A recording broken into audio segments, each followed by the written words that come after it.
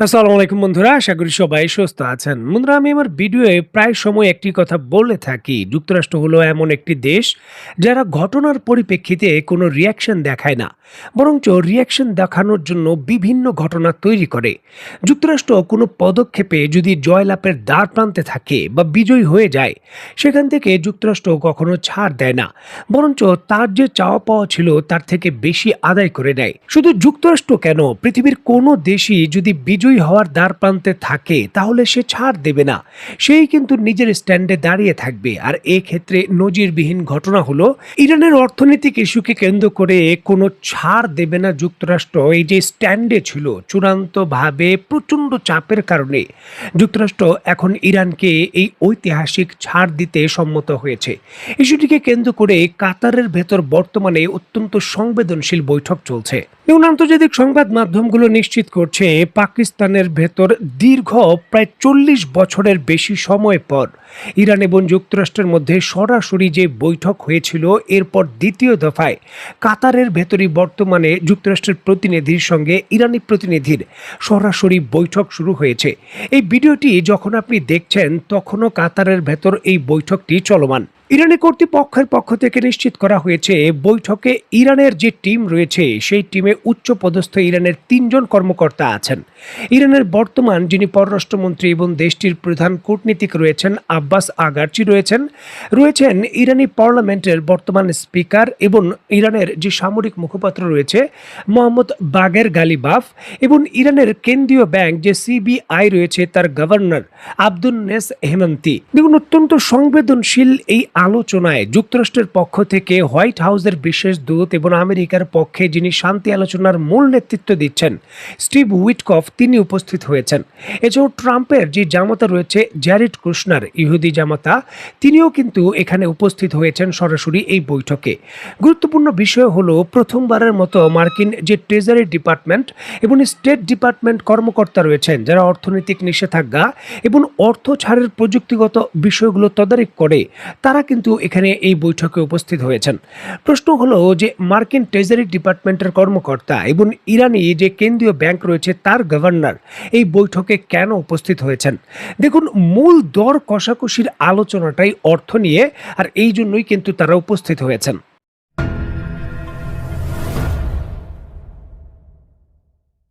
দেখুন, ইরানি কর্তৃপক্ষের স্টেটমেন্টের দাবি অনুসারে যুক্তরাষ্ট্রের কোনো প্রতিশ্রুতিকেই তারা আস্থার মধ্যে নেয় না। যুক্তরাষ্ট্র যে কোনো সময় তার প্রতিশ্রুতি পাল্টে ফেলতে পারে এমন ঝুঁকির আশঙ্কা কিন্তু তারা করেন। আর এই জন্যই যে কোনো আলোচনা বা সমঝোতার পূর্বেই ইরান এই শর্ত দিয়েছিল যে অবশ্যই একেবারে যে কোনো চুক্তির প্রাথমিক চুক্তি স্বাক্ষর হলেও সেখানে ইরানের যে ফ্রিজ করা অর্থ রয়েছে তা ছেড়ে দিতে হবে, তা ছাড় দিতে হবে। ইস্যুটিকে কেন্দ্র করে যুক্তরাষ্ট্র প্রথম দিকে তেমন আগ্রহী না হলেও বর্তমানে যখন আলোচনা এবং অগ্রগতি একেবারে থেমে যাওয়ার পর্যায়ে এবং নতুন করে সংঘর্ষ শুরু হওয়ার আশঙ্কায়, তখন যুক্তরাষ্ট্র ইরানকে এই অর্থনৈতিক ছাড় দেওয়ার বিষয়ে অত্যন্ত নমনীয় সুর করেছে এবং অর্থ ছাড় হয়তো দেবে এমনটাই শোনা যাচ্ছে। আর ক্ষেত্রে অর্থের পরিমাণও কিন্তু কম নয়, $12 বিলিয়ন। দেখুন, ইরানের উপর যখন কোনো অর্থনৈতিক নিষেধাজ্ঞা ছিল না, 6 জাতির আলোচনার চুক্তি যখন ছিল পরমাণুর, তখন কিন্তু ইরান বিপুল পরিমাণে তেল রপ্তানি করত এবং দক্ষিণ কোরিয়ার কাছে বিপুল পরিমাণে তেল রপ্তানির অন্তত $6 বিলিয়ন জমা হয়ে গিয়েছিল ইরানের। 2018 সালে যুক্তরাষ্ট্র ইরানের উপর নতুন নিষেধাজ্ঞা দেওয়ার কারণে সেই অর্থ দক্ষিণ কোরিয়া থেকে আর আদায় করতে পারেনি ইরান। যে পরবর্তী সময় 2023 সালের আগস্ট সেপ্টেম্বর মাসে কাতারের মধ্যস্থতায় ইরান মার্কিন ঐতিহাসিক বন্দি বিনিময় চুক্তি হয়। সেই চুক্তির শর্তে দক্ষিণ কোরিয়া থেকে $6 বিলিয়ন সুইজারল্যান্ডের ব্যাংক থেকে ইউরোতে ডলার কনভার্ট করে সেটি কাতারের কেন্দ্রীয় ব্যাংকে জমা রাখা হয়। যুক্তরাষ্ট্র কঠিন শর্ত দেয়, কাতারের এই $6 বিলিয়ন যেটা ইরানের ফ্রিজ করা অর্থ ছেড়ে দেওয়া হবে, সেটি ইরান শুধুমাত্র মানবিক কাজে এবং বিভিন্ন ওষুধ এবং পণ্য ক্রয়ের কাজেই ব্যবহার করতে পারবে। যুক্তরাষ্ট্রের ট্রেজারি ডিপার্টমেন্ট এবং এবং কাতারের যে কেন্দ্রীয় ব্যাংকের রয়েছে কঠোর নজরদারি থাকবে এবং সরাসরি ইরান কোনো অর্থ নিতে পারবে না। কাতার এবং যুক্তরাষ্ট্র নিজেরাই কিন্তু বিভিন্ন কোম্পানিকে পেমেন্ট দেবে এবং এই ক্ষেত্রে রাশিয়ান বা অন্যান্য প্রতিষ্ঠানের কাছ থেকে ক্রয়ের বিষয়গুলো কঠিনভাবে নজরদারির অধীনে ছিল। যে হোক, নতুন এই দর কষাকষিতে এখন সেই $6 বিলিয়ন অতিরিক্ত আরও পৃথিবীর বিভিন্ন প্রান্ত থেকে ইরানের ফ্রিজ করা আরও $6 বিলিয়ন, এই $12 বিলিয়ন সরাসরি ইরানের হাতে তুলে দিতে হবে। এই ক্ষেত্রে কোনো শর্ত থাকবে না যে ইরান এই অর্থ কোথায় কিভাবে ব্যবহার করবে এবং কোনো মনিটরিং করতে পারবে না যুক্তরাষ্ট্রের কেন্দ্রীয় ব্যাংক, ট্রেজারি ব্যাংক বা অন্যান্য প্রতিষ্ঠান। সম্পূর্ণভাবে ইরানের কন্ট্রোলে থাকবে এই $12 বিলিয়ন।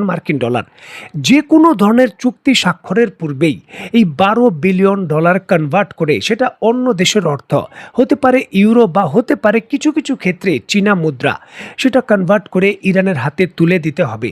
এই যে প্রস্তাব ছিল শক্তিশালী ইরানের প্রস্তাব, এই প্রস্তাবে কিন্তু অবশেষে যুক্তরাষ্ট্রের সম্মতির সবুজ সংকেত পাওয়া গেছে। এই ইস্যুটিকে কেন্দ্র করেই কাতারের ভেতর বৈঠক চলছে। দেখুন, পূর্বে যুক্তরাষ্ট্রের শর্ত ইরান মেনে নিয়েছিল যে এই অর্থ দিয়ে শুধুমাত্র মানবিক পণ্য বা ওষুধ ক্রয় করা যাবে এবং সরাসরি ইরানের হাতে অর্থ দেওয়া হবে না। তবে ইরান এখন সেই শর্ত থেকে সরে এসে কঠিন শর্ত বাস্তবায়নের একেবারে দ্বার প্রান্তে, যেখানে ইরানের অর্থ ইরানের হাতে থাকবে, যুক্তরাষ্ট্রের কোনো নজরদারি বা কোনো ধরনের প্রেশারাইজড করার কোনো মেকানিক্যাল এখানে যুক্ত হতে পারবে না।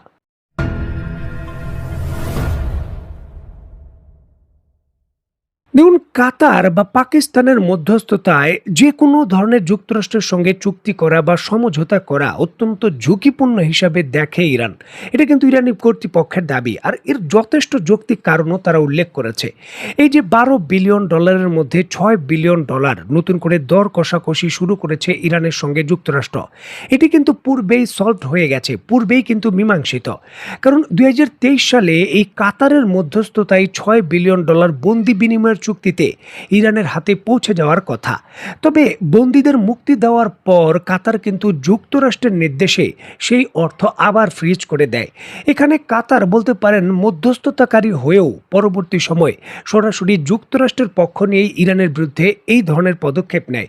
যেখানে কাতার ওই সময় যদি প্রোটেস্ট করত যে বন্দি বিনিময়ের অধীনে এই অর্থ অলরেডি মীমাংসিত, সেটি আমি এখন আর ফ্রিজ করব না, বা এই অর্থ যদি তৃতীয় বা চতুর্থ কোনো দেশে দিয়ে দিত, বিশেষ করে চীনের মতো দেশের ভেতর যদি এই অর্থ তারা ওই সময় ট্রান্সফার করে দিয়ে দিত, তাহলে আজকে দর কষাকষির জন্য হয়তো ইরান আরেকটি গুরুত্বপূর্ণ কোনো কিছুকে নিয়ে তারা দর কষাকষি করতে পারত বা সেটাকে শর্ত হিসাবে রাখতে পারত।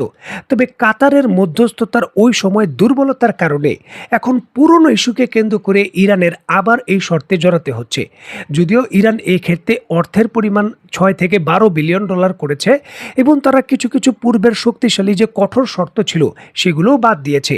তবে এক্ষেত্রে কাতারের মধ্যস্থতায় সরাসরি হাতে অর্থ না নিয়ে গেলে পরবর্তী সময় ধাপে ধাপে $12 বিলিয়ন ইরান হাতে পাবে কিনা সেটা নিয়েও সংশয় রয়েছে। কারণ যে কোনো মুহূর্তে যে কোনো শান্তি চুক্তি বা যুদ্ধবিরতি চুক্তি আবার ভঙ্গ হয়ে যেতে পারে এবং ডোনাল্ড ট্রাম্পের প্রশাসন আবার হামলা করতে পারেন, এই আশঙ্কাটাও কিন্তু রয়েছে। দেখার বিষয়ে এই চূড়ান্ত অত্যন্ত স্পর্শকাতর বৈঠক থেকে কী ধরনের সিদ্ধান্ত আসে। তো বন্ধুরা, আজকের মতো বিদায়, নতুন কোনো ভিডিও নিয়ে আবার দেখা হবে। সেই পর্যন্ত সবাই ভালো থাকবেন, সুস্থ থাকবেন এবং বাংলাদেশকে ভালোবাসবেন। আল্লাহ হাফেজ।